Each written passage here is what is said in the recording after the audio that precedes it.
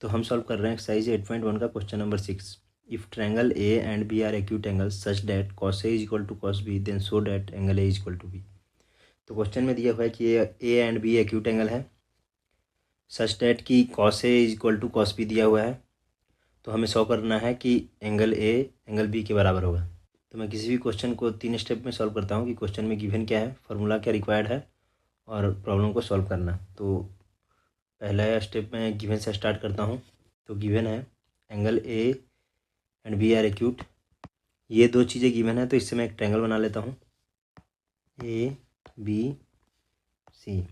अब इस क्वेश्चन को सॉल्व करने के लिए कहीं ना कहीं पाइथागोरस थ्योरम का यूज होगा क्योंकि ट्रिग्नोमेट्री है। तो मैं सी से पहले डी पे एक परपेंडिकुलर डाल लेता हूँ ताकि मुझे 90 डिग्री मिल सके इस क्वेश्चन में।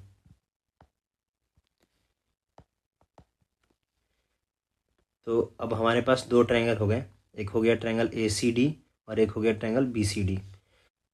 तो मैं अब स्टेप 2 पे बढ़ता हूँ। स्टेप 2 है हमारा फार्मूला रिक्वायर्ड। तो स्टेप 2 में हमारे पास क्या दिया हुआ है, कॉस थीटा का फार्मूला आना चाहिए क्योंकि कॉस की बात हो रही है। तो बेस अपॉन हाइपोटेनस, और एक हमें पता होना चाहिए पाइथागोरस थ्योरम। कभी भी ट्रिग्नोमेट्रिक क्वेश्चन सॉल्व करने से पहले पाइथागोरस थ्योरम तो पता ही होना चाहिए क्योंकि इसमें कहीं ना कहीं पाइथागोरस थ्योरम यूज हो ही जाता है दूसरे साइड्स को निकालने के लिए या किसी और चीज़ों के लिए। तो अब इन दोनों की मदद से हम इस क्वेश्चन को सॉल्व करेंगे। तो मैं स्टेप 3 में सॉल्यूशन करूँगा इस क्वेश्चन का। इस ट्रायंगल से अगर मैं देखूँ तो यहाँ से मुझे क्या क्या मिल रहा है, पहले ये निकाल लेता हूँ, स्ट्रेट कर लेता हूँ। तो इस ट्रायंगल से मिल रहा है A D square plus C D square is equal to A C square. ये मैंने पाइथागोरस थ्योरम लगाया कौन से ट्रायंगल में, ट्रायंगल ए सी डी।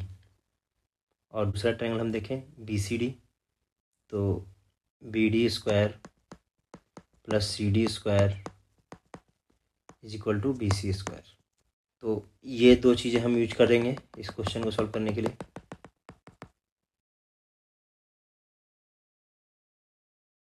तो मैं आगे सॉल्व करता हूँ इस क्वेश्चन।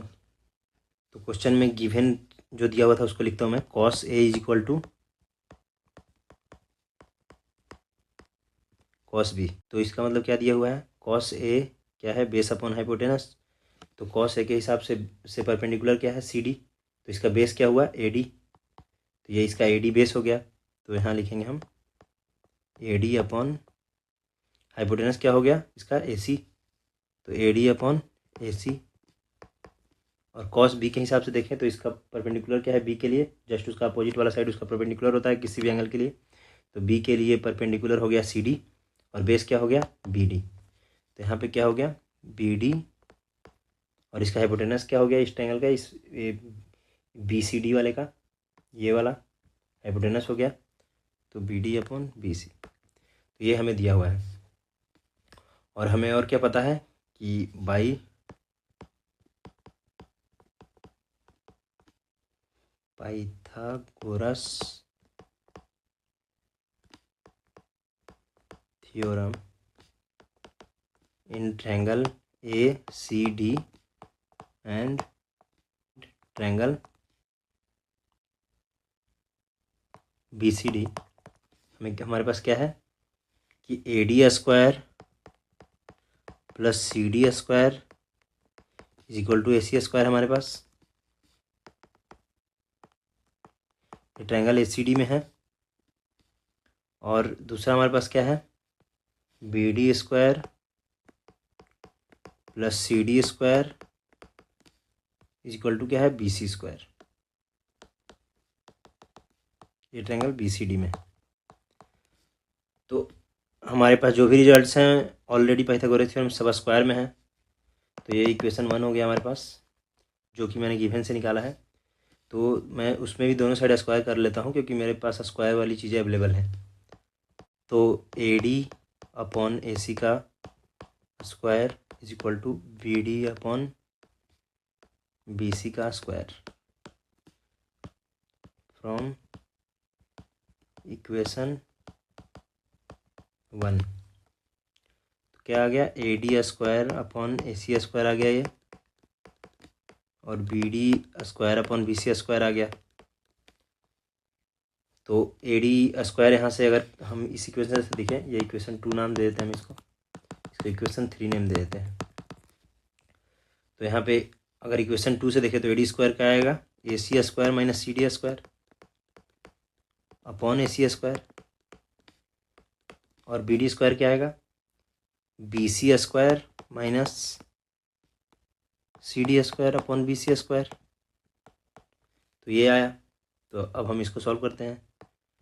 तो ए सी स्क्वायर अपॉन, इसको क्या लिखेंगे, A C square upon A C square minus C D square upon A C square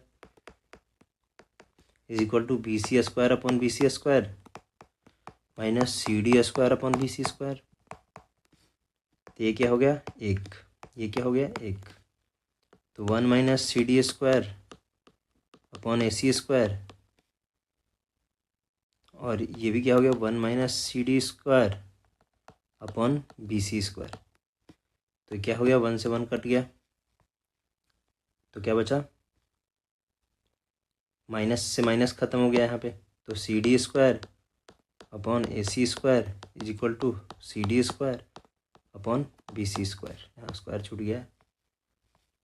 तो यहाँ से क्या हुआ, सी डी से सी डी कट गया, तो क्या आया, 1 upon A C square is equal to 1 upon B C square. तो क्या आ गया यहाँ से, B C square is equal to A C square. तो यहाँ से क्या आया, B C is equal to A C. तो अब ये एक ट्रायंगल की प्रॉपर्टी है कि जब भी किसी ट्रायंगल में दो साइड इक्वल हों, ऊपर वाला ट्रायंगल में यहाँ एक बार बना देता हूँ, में कौन सा साइड इक्वल आया, तो ए सी इक्वल टू बी सी आ गया। तो जब भी किसी ट्रायंगल में दो साइड इक्वल होते हैं तो उसके अपोजिट वाले एंगल इक्वल होते हैं, मतलब ये एंगल इसके बराबर होगा।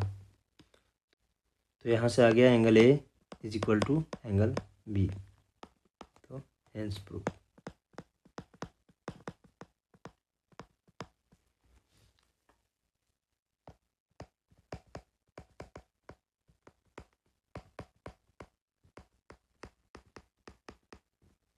एग्जाम में लिखते तो कौन सा लिखते हैं, एक स्टेप 1 लिखते हैं और एक स्टेप 3 लिखते हैं, जो कि ये रहा। तो इससे इस क्वेश्चन का पूरा सोल्यूशन हो जाता है स्टेप 1 और स्टेप 3 से। स्टेप 2 में बस आप लोगों को समझाने के लिए यूज करता हूँ। तो एक स्टेप 1 हो गया और स्टेप 3 हो गया, जिससे पूरा सोल्यूशन हो गया। होपफुली आप लोगों को समझ में आया होगा। Thank you.